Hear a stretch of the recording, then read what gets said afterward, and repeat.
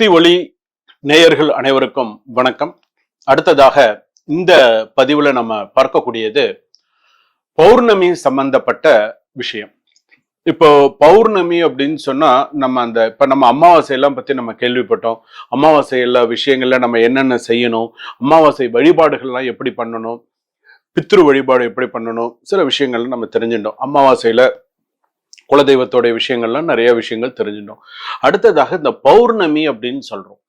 இந்த பௌர்ணமி அப்படின்னு சொல்லும்பொழுது என்ன ஒரு விஷயம் அப்படின்னா, பௌர்ணமின்னா நிறைய விஷயங்கள் அதுல அடங்கியிருக்கு. சின்ன ஒரு பௌர்ணமி வருது, இன்னைக்கு முழு நிலவு, இன்னைக்கு பௌர்ணமி அப்படின்னு சொன்னா அதுக்கு நிறைய விஷயங்கள் அதுல இருக்கு. நிறைய விஷயங்கள் அதுல இருக்கு. ஒவ்வொரு பௌர்ணமிக்கும் ஒவ்வொரு சிறப்பு இருக்கு அப்படிங்கறத நீங்க தெரிஞ்சுக்கணும். இதுல முதல் சிறப்பு என்ன அப்படின்னு கேட்டா, 12 தமிழ் மாதம் நீங்க எடுத்துக்கோங்களேன். 12 தமிழ் மாதம். இதுல முதல் மாதம் என்ன? சித்திரை மாதம். இந்த சித்திரை மாசத்துல வரக்கூடிய பௌர்ணமி நம்ம என்ன சொல்றோம்? சித்ரா பௌர்ணமி சொல்றோமா? சித்ரா பௌர்ணமி. அந்த பௌர்ணமினாலே நம்ம என்ன விஷயங்கள் பண்ணணும், என்னென்னலாம் செய்தால் நமக்கு சித்தியானதுங்கிறத நான் சொல்றேன் கடைசியா. ஆனா ஒவ்வொரு பௌர்ணமிக்கும் ஒவ்வொரு விஷயம் இருக்கு. 2வது பௌர்ணமி என்ன? வைகாசி மாசத்துல வரக்கூடிய பௌர்ணமி. இந்த வைகாசி மாதம் அப்படின்னு சொல்லும்போது எதற்கு சிறப்பு? அது அதிகமா முருகப்பெருமானுக்கு சிறப்பான பௌர்ணமி அப்படின்னு அர்த்தம். அடுத்ததாக ஆனி மாசத்துல ஒரு பௌர்ணமி வருது. அந்த ஆனி மாசத்துல வரக்கூடிய பௌர்ணமிக்கு இறைவனுக்கு இறைவிக்கு கனிகளால் படைக்கப்பட வேண்டும், நைவேத்தியம் செய்ய, கனிகளால பூஜை பண்ணுவாங்க, கனிகளால நைவேத்தியம் பண்ணுவாங்க. ரொம்ப விசேஷமானது. அதே போல ஆடி பௌர்ணமி அப்படின்னு இருக்கு, அம்பாளுக்கு மிகவும் உகந்த பௌர்ணமி. அதே போல ஆவணி மாசத்துல ஒரு பௌர்ணமி வரும், ஓணம்னு சொல்லுவாங்க, அல்லது பாத்தீங்கன்னா ரக்ஷாபந்த திருநாள் அப்படின்னு சொல்லுவாங்க. அது ஆவணி மாசத்துல வரக்கூடியது. புரட்டாசி மாசத்துல வரக்கூடிய பௌர்ணமி அப்படின்னு சொல்லும்போது உமாமகேஸ்வர பூஜை சிறப்பானது. அதே போல புரட்டாசி. ஐப்பசி மாசத்துல வரக்கூடிய பௌர்ணமி சிவபெருமானுக்கு மிகவும் உகந்தது. அன்னாபிஷேகம்லாம் பண்றோம் இல்லையா, விசேஷமானது.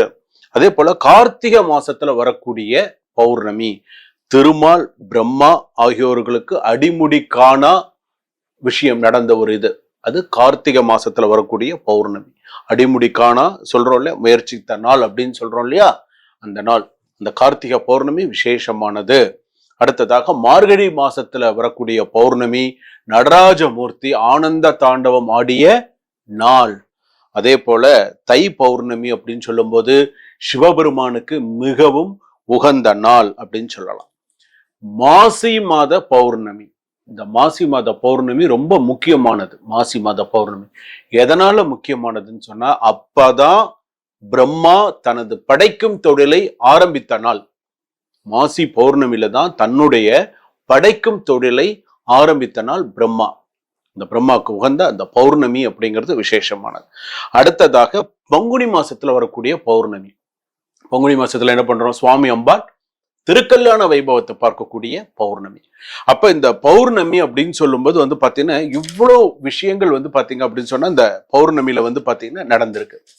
அப்ப இந்த பௌர்ணமில எல்லாம் நம்ம என்ன விஷயங்கள்லாம் நம்ம செய்யலாம், என்ன மாதிரியான விஷயங்கள்லாம் இப்ப ஒவ்வொரு மாசத்துடைய பௌர்ணமியை பத்தி தெரிஞ்சுட்டீங்க. இப்போ 12 மாசத்துக்கும் உண்டான பௌர்ணமி விஷயத்த நீங்க தெரிஞ்சுட்டீங்க. ஓ, இந்த பௌர்ணமி இதுக்குதான் சிறப்பு அப்படிங்கறத தெரிஞ்சுட்டீங்க. இப்ப அடுத்ததாக இந்த பௌர்ணமியில வரும்போது நம்ம என்னென்ன விஷயங்கள் நம்ம பண்ணலாம், என்னென்ன விஷயங்கள் பண்ணலாம்? எல்லாருக்கும் பாரம்பரியமா உள்ள ஒரே பழக்கம், ஃபர்ஸ்ட் எல்லாரும் என்ன பண்ணுவாங்கன்னு கேட்டீங்கன்னா, முக்கால்வாசி இந்த ஆந்திரால இருக்கக்கூடியவங்க, அதுக்கு அடுத்தடுத்து இருக்கக்கூடிய சித்தூர், அடுத்தடுத்து இருக்கக்கூடிய சில ஊர்ல இருக்கக்கூடியவர்கள்லாம் இன்றளவும் தவறாமல் சத்யநாராயண பூஜை பண்றதுங்கிறது ஒரு பழக்கம் உண்டு. சத்யநாராயண பூஜை பண்ணினா அந்த குடும்பமே பாத்தீங்க அப்படின்னு சொன்னா அமோகமா இருக்கும். சத்யநாராயண பூஜை விரதம் மாதிரிலாம் வாய்ப்பே கிடையாது. எனக்கு விவரம் தெரிந்து எங்க அம்மா கிட்டத்தட்ட 35-40 வருஷம் சத்யநாராயண பூஜை பண்ணினதுனாலதான் இன்னைக்கு நாங்க நல்லா இருக்கோம். 35-40 வருஷம். இன்னைக்கு எல்லாரும், இந்த உலகம் முழுக்க இருக்கக்கூடிய எல்லாருக்கும் நான் சொல்றேன், இன்னைக்கு அந்த சத்யநாராயண பூஜை 5 பிரசாதம், அந்த கதை படிச்சு அந்த சத்யநாராயண பூஜை பண்ணுவாங்க. அந்த போட்டோ அந்த நீங்க தெரியும் உங்களுக்கு, அந்த பெருமாள் நிப்பாரு, முன்னாடி ஒரு பூர்ண கலசம் இருக்கும். அந்த சத்யநாராயண பூஜை 5 பிரசாதத்தோட வீட்டுக்கு எல்லாரையும் கூப்பிட்டுருப்பாங்க, கதை படிச்சு பூஜை பண்ணுவாங்க. நாங்கெல்லாம் நினைப்போம், என்ன அம்மா மாசம் இது ஒரு விஷயமா பண்ணிட்டு இருக்காங்களே. எங்களுக்கு அப்பெல்லாம் தெரியாது, நாங்கெல்லாம் குழந்தைகளா இருக்கும்போது. இன்னைக்கு அதோட மகத்துவத்தை நான் பார்க்கிறேன். இந்த சத்யநாராயண பூஜை பௌர்ணமியில இன்னைக்கும் உண்டு. சில பேர் என்ன தெரியுமா சொல்லுவாங்க, சத்யநாராயண பூஜை எங்களுக்கு பழக்கம் இல்லை அப்படின்னு சொல்லுவாங்க, எங்களுக்கு எடுத்து வைங்க அப்படின்னு சொல்லுவாங்க. இப்பதான் கல்யாணம் ஆயிருக்கு, அந்த தம்பதிகளுக்கு சத்யநாராயண பூஜை எடுத்து வைங்க, நீங்க முதல்ல ஆரம்பிச்சு கொடுங்க, அப்புறமா அவங்க பண்ணுவாங்க. நாங்க அந்த மாதிரி நான் நிறைய குடும்பத்துக்கு ஆரம்பிச்சு கொடுத்துருக்கேன், சத்யநாராயண பூஜையை ஆரம்பிச்சு கொடுத்துருக்கேன். 5 பிரசாதம் கொடுத்து, அதே போல அந்த 5 பிரசாதம் பண்ணணும், கதை படிக்கணும், இப்படிதான் பூஜை பண்ணணும் அப்படின்னு சொல்லி கொடுத்துருக்கேன். இன்றளவும் பண்றாங்க. யார் ஒருவன் சத்யநாராயண பூஜை பிரசாதத்தை யார் ஒருத்த உதாசீனப்படுத்துறானோ அவனுக்கு அவ்வளவுதான், முடிஞ்சது. அவனுக்கு வந்து பாத்தீங்க அப்படின்னு சொன்னா முடிஞ்சது. சத்யநாராயண பிரசாதத்தை அவமதிக்கிறது, பிரசாதத்தை சாப்பிடாம இருக்கிறது, இந்த மாதிரி விஷயத்தெல்லாம் கண்டிப்பா பண்ணக்கூடவே கூடாது. சத்யநாராயண பூஜைங்கிறது அவ்வளவு விசேஷமானது. இதுல நடந்த நான் ஒரு விஷயம் சொல்றேன். இப்ப ரீசெண்டா நடந்த ஒரு விஷயம், இந்த ஒரு 6 மாசத்துல நடந்த ஒரு விஷயம் சொல்றேன். என் கோவில்ல ஸ்ரீதேவி பூதேவி சமேத ஸ்ரீனிவாச சுவாமி இருக்கார், என்னுடைய ஆலயத்துல இருக்கார். புரட்டாசி மாசத்துல எல்லாம் சிறப்பா இருக்கும், ஏகாதசி சிறப்பா அபிஷேகங்கள் இருக்கும், எல்லா நாளுமே வந்து சுவாமி பெருமாளுக்கு வந்து விசேஷமா இருக்கும். ஆனா பௌர்ணமி மட்டும் நடக்காம இருந்தது. அப்ப நான் ஒரு நாள் யோசிச்சேன், சரி பௌர்ணமியா இருக்கு, இனிமேல் நம்ம பௌர்ணமி பெருமாளுக்கு பாலபிஷேகம் இனிமேல் பண்ணியே ஆகணும், சாயங்காலத்துல பண்ணியே ஆகணும், இதை நிறுத்தவே கூடாது அப்படின்னு நான் ஒரு முடிவு பண்ணினேன். சரி முடிவு பண்ணிட்டு சரி பண்ணலாம் அப்படின்னு ஒரு பேசினா, பௌர்ணமி நான் பண்ணணும். எதிர்ச்சியா என்ன எடுத்து அந்த பௌர்ணமி என்னால பண்ண முடியல. என் தங்க வீடு கட்டின்னு இருக்காங்க, நான் போகணும், ஒசூர் போக வேண்டியதா எடுத்து ஒசூர் போயிட்டேன். இங்க பௌர்ணமி பண்ண முடியல. மனசானா இங்க கோவில்ல எனக்கு அடிச்சுக்கிறது, பால் அபிஷேகம் பண்ணலையே, என்னடா நம்ம மைண்ட் எனக்கு இந்த மாதிரி ஆயிடுத்தேன்னு நான் ரொம்ப யோசிச்சேன். சரி பரவாயில்ல, நான் வர பௌர்ணமி பண்ணிக்கலாம், என் மனசை நானே தேத்திட்டு தங்க இடம் வாங்கியிருக்காங்க, அந்த இடம் பார்க்கறதுக்காக நான் போயிருந்தேன். அந்த இடம் பார்க்க அந்த வீட்டுக்கு அங்க போயிருக்கும் போது அங்க வீட்டுல உட்காந்து அந்த மனையெல்லாம் பார்த்துட்டு, வீடெல்லாம் நல்லா, மனையெல்லாம் நல்லா இருக்குமா, இந்த இடத்துல வீடு கட்டினா நல்லா சிறப்பா இருக்குமா சொன்னா, அவங்க வீட்டுக்கு எழுத்த போல ஒரு ஆந்திரான்னு நினைக்கிறவங்க, அவங்க வந்து நாங்க மத்தியானம் 12 மணி இருக்கும், அந்த மத்தியான டைம் கூப்பிடுறாங்க, சுவாமி அம்மா வீட்டுக்கு வாமா அப்படின்னு சொல்லி என் தங்கையை கூப்பிடுறாங்க. அப்ப நானும் போயிருந்தேன். வீட்டுக்கு போனா ஒரு நிமிஷம் அப்படியே ஆடி போயிட்டாங்க. வீட்டுல ஹால்ல சத்யநாராயண பூஜை பண்ணி அப்படியே புஷ்பத்தோட கீழே அப்படியே இருக்கு. எங்களை கூப்பிட்டு உட்கார வச்சு நான் அந்த பிரசாதம் சாப்பிட்றேன்.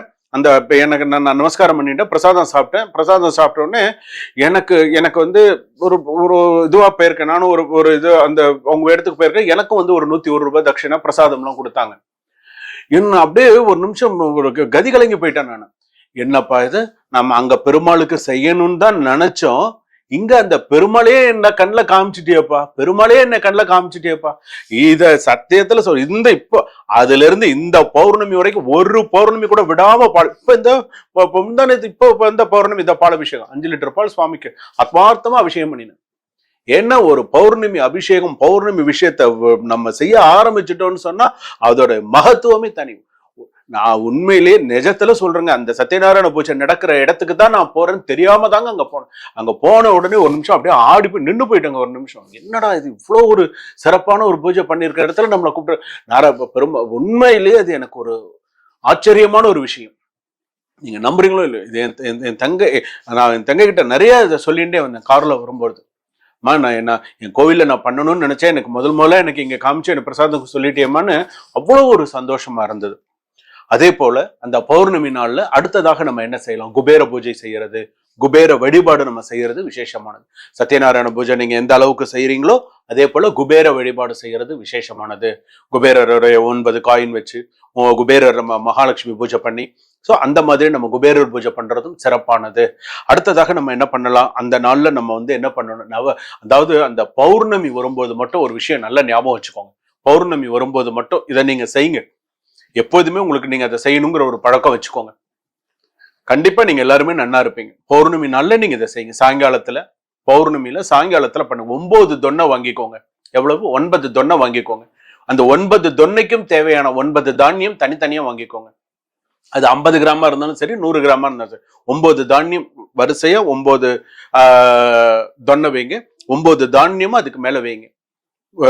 ஒன்னுத்துல கோதுமை, ஒன்னுத்துல நெல்லு, ஒன்னுத்துல துவரை, இன்னொன்னுத்துல வந்து பாத்தீங்கன்னா பச்சை பயிறு என்று சொல்லக்கூடியது, அப்புறம் ஒன்னுத்துல கொண்டக்கடலை, மொச்சை, எள்ளு, அதுக்கப்புறமா வந்து பாத்தீங்க அப்படின்னு சொன்னா கருப்பு உளுந்து, அடுத்ததா வந்து பாத்தீங்கன்னா கொள்ளு, லைனா வரிசையா அப்படியே வைங்க. அது மேல வரிசையா ஒரு அகல் விளக்கு வைங்க. ஒரு பஞ்சு திரி போடுங்க. நல்லெண்ணெய், அப்படி இல்லைன்னா நெய், அப்படி இல்லைன்னா இழுப்ப எண்ணெய், இந்த 3த்துல ஏதாவது ஒண்ணு லைனா அழகா ஊத்துங்க. ஒவ்வொரு தீபமா மனசார ஏத்துங்க. பௌர்ணமி அன்னைக்கு மனசார ஒரு தீபமா ஏத்துங்க. ஒரு தீபமா ஏத்துங்க. மனசால அந்த தீபத்தை ஃபுல்லா ஏத்துங்க. அந்த தீபம் குறைஞ்சபட்சம் ஒரு மணி நேரம், அதிகபட்சம் ஒரு 2 மணி நேரம், 1.5 மணி நேரமாவது எரியட்டும். அந்த தீபம் எரியிற மாதிரி அந்த அந்த பௌர்ணமி நாள்ல ஏத்தி வச்சிங்க அப்படின்னு சொன்னா நவகிரக தோஷம் விலகும். திருமணம் சீக்கிரமா உங்களுக்கு கூடி வரும், தடங்கள் இல்லாம. வீடு சீக்கிரமா கட்டி முடிப்பீங்க. எனக்கு தடங்களா இருக்கக்கூடிய பூமி சம்பந்தமாக இருக்கக்கூடிய தடங்கள் எல்லாம் நீங்கும். கிரக தோஷங்கள் விலகும். கிரக தோஷங்கள் விலகும். ஸோ நவ கிரகங்களுடைய அனுகிரகமும் உங்களுக்கு அந்த நாள்ல உங்களுக்கு இருக்கும். தீபமேற்றி வழிபாடு செய்யணும். 9 தொன்னை, 9 தானியம், 9 அகல். நீங்க இந்த 3 எண்ணெயில ஒரு இது பௌர்ணமி அன்னைக்கு சாயங்காலமா செய்யணும். நல்லா முழு பௌர்ணமி, முழு நிலவு வருது பார்த்தீங்களா? முழு நிலவு வரும்போது ஒரு 6 மணிலேருந்து 7 மணி, இல்லைன்னா 7 மணிலேருந்து 8 மணி, அந்த ஒரு டைம் வச்சுன்னா அந்த டைமுக்குள்ள நீங்க இதை செய்யணும். இதை நீங்க செஞ்சீங்க அப்படின்னு சொன்னா இதை விட உங்களுக்கு ஒரு பெரிய விஷயம் எதுவுமே கிடையாது. இந்த பௌர்ணமி வழிபாடு, பௌர்ணமி இன்னைக்கு பௌர்ணமியா சொல்றாங்களே, பௌர்ணமி கிரிவலம் போயிட்டு வரோம்லாம் சொல்றாங்களே. இப்ப இந்த கிரிவலம்ங்கிறது ஒரு காலத்துல திருவண்ணாமலையில மட்டும்தான் ஃபேமஸ். இப்போ ஊருக்கு கிரிவலம், ஊருக்கு கிரிவலம். வேலூர்ல கிரிவலம், இங்கேயா கிரிவலம், எந்த கிரிவலம் இல்லாத ஊரே கிடையாது. பர்வதமலையா கிரிவலம், எந்த ஊரா இருந்தாலுமே சரி, எல்லா ஊர்லயுமே கிரிவலம் ரொம்ப ஃபேமஸ் ஆயிடுச்சு. ஒரு சின்ன ஒரு மலை வச்சிருக்காங்க, அந்த மலையை சுத்தி வந்து உடனே ஒரு கிரிவலம், எங்க இருந்தாலுமே ஒரு கிரிவலம். கிரிவலம்ங்கிறது எங்க ஃபேமஸா இருந்தது? திருவண்ணாமலையில மட்டும்தான். அந்த நம்ம எல்லா குபேர லிங்கங்களையும் பார்த்துட்டு குபேரலிங்கம் வரைக்கும் இது பண்ணி 14 கிலோமீட்டர் வரும். அங்க சுவாமி வந்து அந்த அருணாச்சலேஸ்வரர் சுவாமி தரிசனம் பண்ணி அந்த எல்லா இடத்துக்கும் சுத்தி வருவாங்க. அதுதான் கிரிவலம் அப்படிங்கிறது பௌர்ணமியில. இப்ப எல்லா இடத்துலயும் கிரிவலம்ங்கிறது இப்ப சர்வசாதாரணமாயிடுது. ஆனா எந்த இடத்துல நம்ம செய்யறோங்கிறது இல்லை. நம்ம எந்த இடத்துல எவ்வளவு பக்தியா செய்யறோம், எந்த இடத்துல ஆத்மார்த்தமா செய்யறோங்கிறது தான் முக்கியம். நீங்க எங்க வேணாலும் கிரிவலம் போலாம், அது இல்லை. ஆனால் எந்த இடத்துல நம்ம ஆத்மார்த்தமா நான் செய்யறோம். நான் ஏற்கனவே ஒரு பதிவுல சொல்லியிருக்கேன். மந்திரலோப, தந்திரலோப, கிரியாலோப, நயமலோப, ஸ்ரத்தாலோப. ஸ்ரத்தையா செய்யணும், மனசார செய்யணும், ஆத்மார்த்தமா செய்யணும். ஒருத்தன் பாக்குறாங்கிறதுக்கோசரம் நம்ம செய்யக்கூடாது. ஒருத்தன் நம்மளை பார்த்து பெருமையா சொல்லுவாங்கிறதுக்கோசரம் ஒரு விஷயம் செய்யக்கூடாது. ஒருத்தன் வந்து நம்மளை புகழ்வாங்கிறதுக்கோசரம் ஒரு விஷயம் செய்யக்கூடாது. நம்மளே நம்ம மனசால நம்ம ஆத்மார்த்தமா நம்ம சுவாமிக்கு செய்யணும். இப்பெல்லாம் எப்படி தெரியுங்களா? கிரிவலம் போறதுங்கிறது டூர் போற மாதிரி ஆயிடுச்சுங்க. நீங்க கோச்சுக்கிறீங்களான்னு எனக்கு தெரியாது. ஆனா கிரிவலம் போறது ஒரு டூர் போற மாதிரி ஆயிப்போச்சு. ஃப்ரெண்ட்ஸுங்களோட சேர்ந்து டூர் போற மாதிரி ஆயிடுச்சு. சும்மா அப்படியே பேசிண்டு, அதாவது ஒரு நல்ல விஷயங்களை பேசிட்டு நல்ல விஷயங்களை சொல்லிட்டு அந்த கிரிவலம் போறது கிடையாது. கிரிவலத்துல போகும்போது பாத்தீங்கன்னா அபசகுணமான பேச்சுக்கள், இவன் அப்படி செஞ்சான், அவன் இப்படி செஞ்சான். என்ன, அதாவது 120 பேர் 25 பேர், அதிகபட்சம் 30 பேர் தான் சிவபுராணம் சொல்லிட்டு போவாங்க. நம்ம சிவாய வாழ்க, நாதன் தாழ்வாழ்க, இமை பொழுதும் என் நெஞ்சல் நீங்காதான் தாழ்வாழ்கன்னு சொல்லி மனசார சுவாமி எல்லாம் சுத்தின்னு சொல்றவங்க எத்தனை பேர்? கொஞ்சம் பேர் தான். சில பேர் என்ன பண்ணுவாங்க, டூர் மாதிரி கிளம்பிட்டாங்க. பைக் எடுத்துட்டு சும்மா தானே இருக்கும், வாங்க பௌர்ணமி கிரிவலம் போயிட்டு வரலாம், வாங்க சும்மா தானே இருக்கும், சும்மா நடந்து போயிட்டு வந்தா ஒரு புண்ணியம் அப்படின்னு நினைச்சுக்கிறேன்.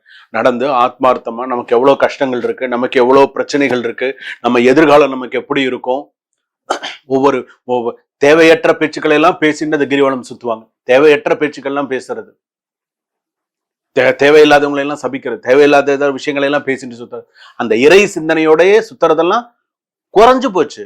உண்டா இல்லையா? நினைச்சு பாருங்க, உண்டு. அதே போலதான் எல்லாம் இந்த கிரிவலம்னு இந்த பௌர்ணமின்னு சொல்றது, கிரிவலம் மட்டும் நான் சொல்லல, கிரிவலத்தை மட்டும் நான் சொல்லல. ஆலயத்துல கூட சாதாரணமா இருக்கக்கூடிய உங்க வீட்டு பக்கத்துல இருக்கக்கூடிய கோவிலுக்கு போங்களேன். உங்க வீட்டு பக்கத்துல ஒரு சின்ன ஒரு அம்மன் கோவில் இருக்கு, விநாயகர் கோவில் இருக்கு, முருகன் கோவில் இருக்கு. நீங்க போறீங்கன்னு வச்சுக்கோங்களேன். கோவிலுக்கு போனாங்கன்னா தாய்மார்கள் கூட நான் சொல்றேன், நீங்க கோவிலுக்கு போனா கூட சுவாமி கும்பிடுறதுலதான் உங்களுடைய முழு பக்தி சிரத்தை இருக்கணுமே தவிர, ஒரு சுத்துக்கு உங்க பெரியப்பா சித்தப்பாலாம் எப்படி இருக்காங்க, ஆளையே பார்க்க முடியல, நல்லா இருக்காங்களா, ஒரு சுத்து வந்தாச்சு. 2வது சுத்து, வீடு கட்டிட்டு இருந்தாங்களே, வீடெல்லாம் கட்டி முடிச்சுட்டாங்களா, அவங்க பிள்ளைங்களுக்கு எல்லாம் எப்ப கல்யாணம், 2வது சுத்து. 3வது சுத்து வருவாங்க. அவங்க ஒருத்தர் உடம்பு சரியில்லாம இருந்தாங்களா, இப்ப எப்படி இருக்காங்க, ஹாஸ்பிட்டல்ல நல்லா இருக்காங்களா, எப்படி இருக்கிறாங்க, இது 3வது சுத்து. இதுக்குதான் கோவில் சுத்துறதா? இதுக்கு பேரு தான் கோவில் சுத்துறதுக்கு பேரா? ஏங்க, அவங்கவுங்க 1008 மனசுல கஷ்டம் இருக்குங்க, 1008 விஷயம் இருக்குங்க மனசுல. ஆலயம்னா என்ன? ஆ பிளஸ் லயம், ஆன்மா லயித்து இருக்கும் இடம் ஆலயம். அப்ப அந்த கோவிலுக்கு போனா மன நிம்மதிக்காக தானுங்க அந்த கோவிலுக்கே போறோம். அப்ப அந்த மன நிம்மதி அந்த இடத்துல வரணும்னு, நீ சண்டை போடுற நோக்கத்தோட நீ கோயிலுக்கு போனன்னு நீ சண்டை தான் போடுவ. சுவாமியை தரிசனம் பண்ணணும், ஆத்மார்த்தமா கும்பிடணும், குடும்பம் நன்னா இருக்கணும், நோய் நொடி இல்லாம இருக்கணும், பிள்ளைங்களுக்கு வேலை கிடைக்கணும், நல்ல விஷயம் நடக்கணும், நீ சாமி கும்பிட்டு போனா நல்ல விஷயம் நடக்கும். நீ சண்டை போடுற எண்ணத்தோட போனா சண்டை தான் நீ போடும், உனக்கு எதுவுமே சிறப்பா இருக்காது. அதே போல போன முக்கியமா என்னென்ன எது ஆகாத செயலோ அத்தனையும் பண்றேன். ஷார்ட்ஸ் போட்டு கோயிலுக்கு போறது, லுங்கி கட்டிட்டு கோயிலுக்கு போறது.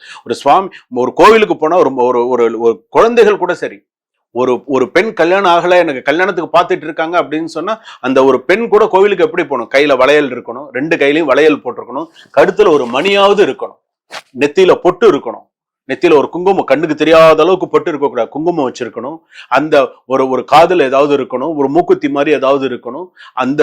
அதாவது அந்த லட்சணத்தோட இருக்கணும்னு சொல்லுவாங்க. ஒரு பெண்ணுன்னா அந்த லட்சணத்தோட இருக்கணும் அப்படின்னு சொல்லுவாங்க. இப்ப அதெல்லாம் குறைஞ்சு போச்சு. கையில வளையல் போட்டா அது வளையெல்லாம் போடக்கூடாதுங்க, இதெல்லாம் ஸ்டைலுங்க, வளையல் போடுறது கிடையாது. கழுத்துல ஏதாவது மணி போட்டா அதெல்லாம் போட்டா எனக்கு இங்க அரிக்குங்க, போட மாட்டேன், மணி போட மாட்டாங்க. காதுல எதுவும் இருக்காது, ஏதாவது அப்படியே இருந்தாலும் கண்ணுக்கு தெரிஞ்சதோ தெரியாமையோ ஏதோ ஒண்ணு இருக்கும். தலையை ஃபுல்லா விரிச்சு போட்டு வந்தாதான் தூக்கமே வரும். அப்புறம் எப்படி ஒரு ஒரு ஒரு ஒரு ஒரு பொண்ணுக்கு கல்யாணம் ஆகணும்னா அந்த பெண் எப்படி இருக்கணும்?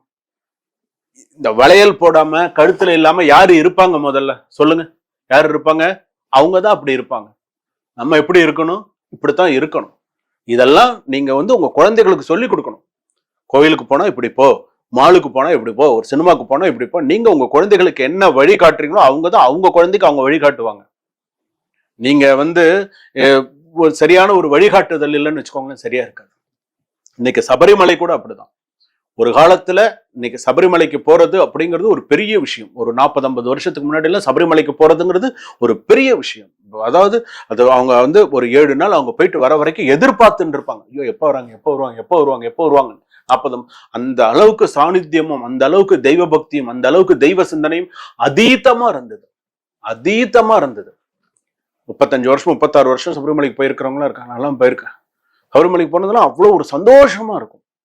இன்னைக்கு காலகட்டத்தில் எடுத்துக்கோங்க, இன்னைக்கு காலகட்டத்தில் சபரிமலைக்கு டூர் தான். சுவாமியை பார்க்கறது அப்படிங்கிறது நான் கேட்கிறேன். இப்போ சமீபத்தில் போயிட்டு வந்துக்கிட்டு, என்னப்பா சபரிமலைக்கு போனேன்? போயிட்டு வந்துட்டாங்க. எப்படிப்பா போனேன்? கூட்டமா இருந்ததுங்க. 18ஆம் படி ஏறி இறங்கினேன், அங்க சுத்தி வந்தேன், அங்கேயே நெய் தேங்காய் அங்கேயே உடைச்சேன். அங்க பக்கத்துல நெய் பிரசாதம் வித்துட்டு இருந்தாங்க, அதை வாங்கிட்டு வீட்டுக்கு வந்துட்டாங்க. ஃபினிஷ், முடிஞ்சது. நெய் அபிஷேகம்லாம் பண்ணல, அங்கேயே உடைச்சிட்டேன், ஏதோ பண்ண வந்துட்டேன். ரைட், ஃபினிஷ், முடிஞ்சது. 2வது மாலை போட்டுண்டு என்னென்னலாம் விஷயம் செய்யக்கூடாது அத்தனையும் அவன் செய்யறானா? மாலை போட்டுண்டா கோவிலுக்கு வந்தா கூட துண்டை கழுத்துல தான் போடும். துண்டை எடுத்து இடுப்புல கட்டிக்கணும்னு தெரியாது, அவங்க குருசாமி சொல்லி கொடுக்க மாட்டாங்க. 2வது பாக்கு போடுறது, சிகரெட்டு பிடிக்கிறது. ஒருத்தனை பார்த்தது எல்லாரும் சொல்றாங்க, ஒருத்தனை பார்த்ததானே எல்லாரையும் சொல்றாங்க. ஒருத்தர் தப்பு செய்யறதானே எல்லாருக்கும் அந்த பாதிப்பு வருது. இப்ப நான் ஒரு தப்பு செஞ்சேன்னா என்னை பார்த்து தானே எல்லாரையும் சொல்லுவாங்க. அந்த மாதிரி எல்லா தவறுகள் செய்யறது. மாலையை போட்டு கேர்ள் ஃப்ரெண்டை தூக்கி பின்னாடி உட்கார வச்சுட்டு ஊரா நீ சுத்துறது, கேட்டா மாலை போட்டு இருக்கன்னு பேரு. அந்த காலத்துல எல்லாம் ஊருக்கு ஒதுக்குப்புறமா இருக்கக்கூடிய ஐயனார் கோயில போய் தங்கி இருப்பாங்க, ஐயனார் கோயில போய் படுத்திருப்பாங்க. பொம்பளைங்க வாசமே இருக்கக்கூடாதுன்னு அங்க போய் படுத்திருப்பாங்க. கோவில் பக்கம் அங்க பார்க்கவே மாட்டாங்க. அப்படியெல்லாம் இருந்தவங்க. இன்னைக்கு ஏதோ கொஞ்சம் ஏதோ பக்தி இருக்கிறதுனாலதான், ஏதோ கொஞ்சம் சுவாமி ஐயப்ப பக்தர்களாவது கொஞ்சமாவது நல்லபடியா அந்த குருசாமி வழிகாட்ட கொஞ்சமாவது நல்ல பக்தர்கள்லாம் இருக்கிறதுனாலதான் நல்லபடியா போயிட்டு நடந்துகிட்டு இருக்கு. எனக்கு தெரிஞ்சு இப்போ ஒரு ஐயப்ப சாமி, இப்போ ரீசெண்டா ஒரு 4 நாளைக்கு முன்னாடி ஒரு ஐயப்ப சாமி பார்த்தேன். என்னப்பா எத்தனாவது வருஷம் மலைக்கு போற? 4வது வருஷமா அந்த சாமி மலைக்கு போற சாமி. இப்ப விரதம்லாம் இருக்க? விரதம்லாம் இருக்க சாமி. எப்படிப்பா விரதம் இருக்க? நான் எல்லாம் விரதம் இருக்கேன் சாமி. அதான்ப்பா, எப்படிப்பா விரதம் இருக்க? விரதம் இருக்கா சரி, ஐயப்பெருமானுக்கு சபரிமலைக்கு மாலை போட்டிருக்க, விரதம் இருக்கன்னு சொல்ற, உன்னோட குடும்பம் இதுக்காக நீ சபரிமலைக்கு போற, உன் குடும்பம் நன்னா இருக்கணும்னு போற, விரதம் இருக்கன்னு சொல்ற, எப்படிப்பா விரதம் இருக்க? காலையில நான் இந்த கோயிலுக்கு போவேன் சாமி, அங்க கோயில்ல ஏதாவது சாப்பாடு காலைல பிரசாதம் கொடுத்துருவாங்க, அங்க நான் சாப்பிடுவேன். மத்தியானம் எந்த கோயில்ல அன்னதானம் போடுறாங்களோ அங்கேயும் நான் சாப்பிடுவேன். ஈவினிங் எங்க அன்னதானம் கொடுக்க நான் 3 வேளையும் தவறாம கரெக்டா சாப்பிடுறேன் சாமி. சாமி பிரசாதம் தான் சாப்பிடுவேன் சாமி, ஆனா நான் ஃபுல்லா சாப்பிடுறேன் சாமி. இப்படிதான் சாமி நான் விரதம் இருக்கேன். தெரிஞ்சுக்கோங்க, இப்படிதான் ஒரு விரதம் இருக்காராம். காலையிலயும் சாப்பிட்டு வரான், எங்கெங்கெல்லாம் இருக்கா அங்கெல்லாம் போய் சாப்பிட்டு வரான். 8:30-9 மணிக்குள்ள எந்த கோயிலுக்கும் போனோமா எங்கெங்கெல்லாம் பிரசாதம் கொடுப்போம் சாப்பிட்டு வரான். மத்தியானமும் எங்கெல்லாம் அன்னதானம் போடுறாங்களும் சாப்பிட்டு வரான். நைட்டும் சாப்பிட்டு வரான். 3 வேளையும் சாப்பிட்டுருவான். ஃபுல்லா அவருக்கு தேவையானது ஃபுல்லா சாப்பிடுவான். கேட்டா நான் விரதம் இருக்கேன். விரதம் இருக்கிறதுங்கிறது வேற, உங்களுக்கு தெரியாது இல்லை, நான் சொல்லணுங்கிறது இல்லை. 3 வேளை ஃபுல்லா சாப்பிட்டுட்டு இருக்கிறதுக்கு பேர் விரதமா? விரதம் எப்படி இருக்கணுங்கிறது உங்களுக்கு தெரியும். இப்படிதான் விரதம்ங்கிறது உங்களுக்கு தெரியும், நான் சொல்ல வேண்டியதில்லை. இப்படி எல்லாம் இருக்காங்க, இந்த மாதிரியான ஆட்கள்லாம் இருக்காங்க. உங்களை நீங்க நிறைய விஷயங்கள் நீங்க மாத்திக்கலன்னு வச்சுக்கோங்களேன், நம்ம நிறைய சீக்கிரமா பேரழிவுகளை நம்ம நிறைய விஷயங்களையும் சீக்கிரமா சந்திக்க வேண்டிய சூழ்நிலை இருக்கும்.